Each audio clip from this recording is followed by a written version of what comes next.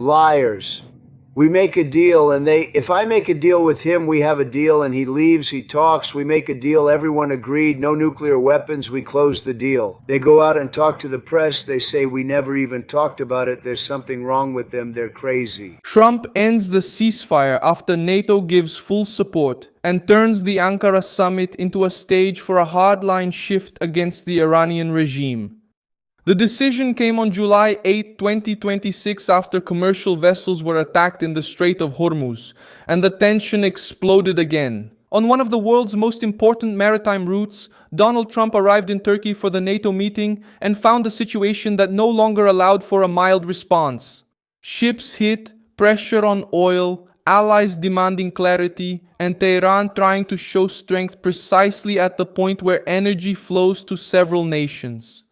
The US launched new strikes on Iranian targets, effectively ending the interim agreement aimed at preventing war. NATO Secretary General Mark Rutte supported Trump by calling the US response necessary, because a ceasefire cannot serve as a shield. It's not much.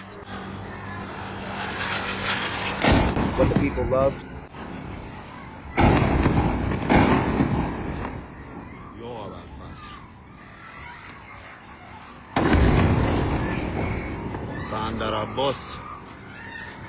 Mark Rutte, Secretary General of NATO, gave the political cover that Trump needed by stating that the reaction of the United States was necessary. Because a ceasefire cannot serve as a shield for the aggressor to continue attacking. That's when Ankara stopped being just a diplomatic meeting and sent a message. Whoever tests a civilian ship, an international route, and American patience may lose their seat at the negotiating table. What did Trump really end? Why did NATO side with him? I'll tell you all about that in a moment. If you like this kind of straightforward, no-nonsense content, consider subscribing because we have videos like this every day. Trump declared in Ankara that for him, the interim agreement with Iran was over. Any questions? Mr. President, is the ceasefire over? Is the ceasefire finished? Is the memorandum of understanding dead? That's a very interesting question for me. I think it's over. I don't want to deal with them anymore. They're scum. Do you know what scum is? They are scum, they are sick people, they are led by sick people, and they are cruel and violent people. The statement followed Tehran-linked attacks on 3 vessels in the Strait of Hormuz. Contra 3 embarcações no estreito. And after the American military response, the President of the United States stated that he did not want to deal with the Iranian leadership anymore, and he treated the negotiation as a waste of time. And business, it's about making deals. My whole life, that's how I became president. I think this is also a deal, right? But I made a lot of money, I was very successful, I had tremendous success, everything I did, I was successful. And I deal with these guys and I say they're a different breed, they're liars, cheaters, they're sick people, they've hurt their own people. It wasn't a silent breakup nor a cold official statement. It was a statement made in the middle of the NATO summit, in front of allies who were trying to maintain the appearance of unity. While the crisis was moving from theory to affecting maritime trade, Trump took advantage of this point to frame Tehran as a violator of the ceasefire and justify the American response. And they don't know, I don't think they know what they're doing, but they're bad people, very bad people. By the way, I think they're incompetent, because if they were competent, they would have made a deal a long time ago, like about 47 years ago, so they've been causing problems for 47 years, and The order targeted structures linked to Iran's ability to threaten navigation.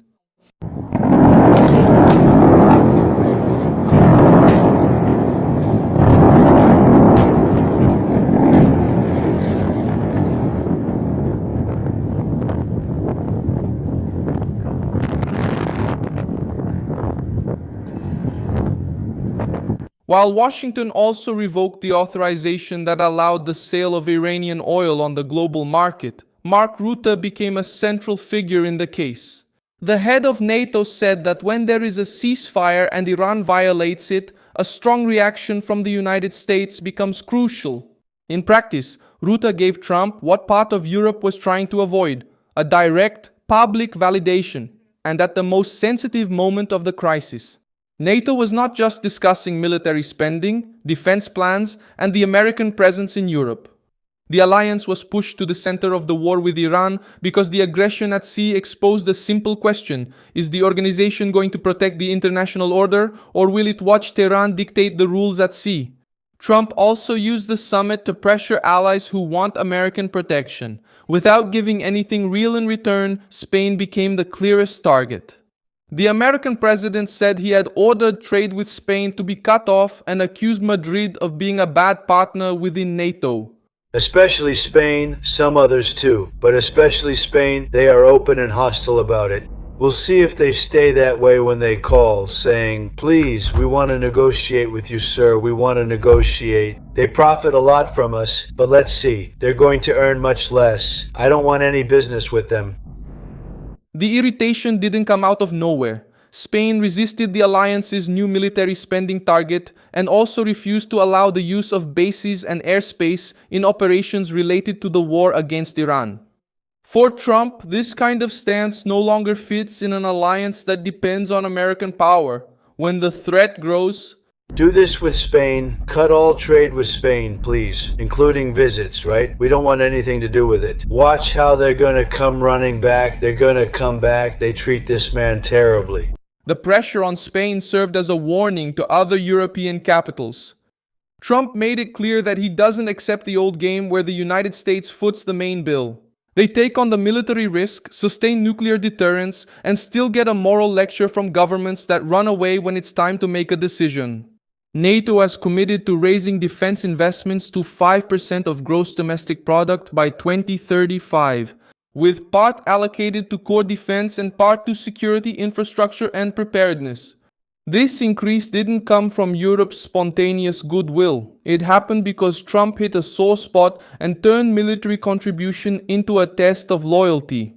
Greenland has also returned to the center of attention. Trump reiterated that the United States should control the island, which belongs to the Kingdom of Denmark and has its own autonomy. I'm satisfied with NATO for what they did in Greenland, but not because they didn't want to help us with the biggest state sponsor of terrorism, which is Iran. The issue bothered Europeans, but it also showed the scale of the strategic dispute in the Arctic. Greenland is not just ice on the map, its position, route, surveillance, minerals, and presence in the north of the planet. Trump sees this as national security. Ruth's statement about the United States' commitment to NATO also carried political weight. He said there was no doubt about the American commitment to the alliance, but added that Europeans and Canadians need to match their spending to that of the United States. But also for your own sake, so grab it and win, it's there. You did it, it was in The Hague, and now they are implementing it. And in Greenland, you and I made an agreement in Davos. I will make sure that agreement is implemented. Step by step, you can deploy the Golden Dome. In Greenland, there are trilateral talks led by Marco with the Greenlanders and Danes about a possible change in their constitutional position within the kingdom. Trump wants strong allies, useful and capable of carrying part of the burden. NATO tried to present the summit as proof of unity, but the unity that appeared in Ankara was built out of alarm, pressure, and the perception that without the United States, the alliance loses real strength. China came up in Trump's speech in a different way. The American president indicated that Beijing had not supplied equipment to Iran and spoke highly of Xi Jinping. It was a calculated choice. So I think, they've treated us well. I think China has treated us well. I was with President Xi and I said, I hope you won't get involved in the war because we don't want that. He gets more than 50% of his oil through the Strait of Hormuz and never got involved in the war. He didn't provide them with equipment. He was great. I'm a big fan of President Xi. By saying that Xi acted well, at this point, Trump made room to keep China away from directly supporting the Iranian regime and, at the same time, to show that his pressure is not a war against everyone. The current target is the regime which attacks ships, defies agreements, and threatens an international route. Ankara also exposed Turkey's role, even with long-standing tensions involving Israel, Iran, air defense, and Turkey's own relationship with NATO. Trump treated Erdogan warmly, but the message behind it was clear. I like Erdogan. Seriously, I like him. He rolled out the red carpet for me. He's great. He could have gone to war. People say, like with Bibi, I like Bibi. I think Bibi was an excellent prime minister in times of war. But Bibi said harsh things yesterday about Turkey and Erdogan. And I said, I talked to him and I said, he could have gone to war because he doesn't like Israel very much and he doesn't like Bibi very much. And he didn't go because of me. And that's a military power, millions of soldiers. Turkey is very strong. They have a lot of our best equipment. They tried to get the F-35s, but he didn't succeed. He wanted to. He would have gone in. If it weren't for me, he would have gone in and would have stayed on the other side. Turkey can talk to everyone, but it can't allow Iran to turn the region into a pressure-free zone. Trump's presence on Turkish soil, alongside Houthi and under the eyes of European leaders, showed that the Iranian crisis is no longer confined to the Middle East. It entered the main hall of the Atlantic Alliance. The Iranian regime responded by trying to escalate the tension. After the American attacks, Iranian officials mentioned targets linked to the United States in the Gulf. We eliminated their first group of leaders. Their second group of leaders wants to eliminate the leader of Zua. I'm on all the lists. I saw the link this morning. I'm on all their lists. And so far, I think I've been a bit lucky. But maybe that won't last long because that's how things are. But we have excellent people. It's just that they are sick, bad people, and we need to eliminate their cancer. You know what you do? You have to cut out the cancer early, man. That's how I feel. When a regime uses negotiation to catch its breath and then goes back to hitting civilian routes, diplomacy stops being a solution and becomes cover for a new provocation. That was the point Trump strongly exploited in Ankara. The market felt the impact. Trump knows that. That's why the response wasn't limited to the military field. By revoking authorization for Iranian oil sales, he attacked one of the regime's sources of financial survival, with tough talk against the Iranian leadership, but it wasn't accidental. Trump called the leaders sick and made it clear that he has no confidence in new talks in the short term. Are they liars? Are they cheaters? Are they sick people? They hurt their own people. They killed 54,000 people who were protesting when asked, why didn't they take power? They can't because they're dead. They killed them. No one takes power without weapons. They die under machine guns from the other side. The press omits it, but they are bad people. They are bad people, and frankly, I don't want to waste my time with them. Now, I'll let our wonderful negotiators keep talking if they want, but I don't see it. The language was harsh, but it followed the logic of the moment. He wanted to show that he doesn't see Tehran as a difficult partner, but rather as a regime that uses attacks, threats, and lies as its method for anyone still defending another round of talks. The response came along with the political smoke in Ankara. Negotiation without consequences becomes an invitation for the next attack. Spain was left isolated as an example of an ally that challenges Washington but still depends on the American security umbrella. China emerged as a player that Trump tries to keep out of the Iranian axis, while Turkey emerged as both stage and bridge.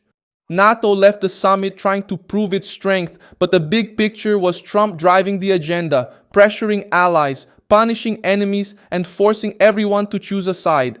The ceasefire died because Iran picked the wrong line to test. It wasn't Trump who sought a manufactured crisis just to look strong.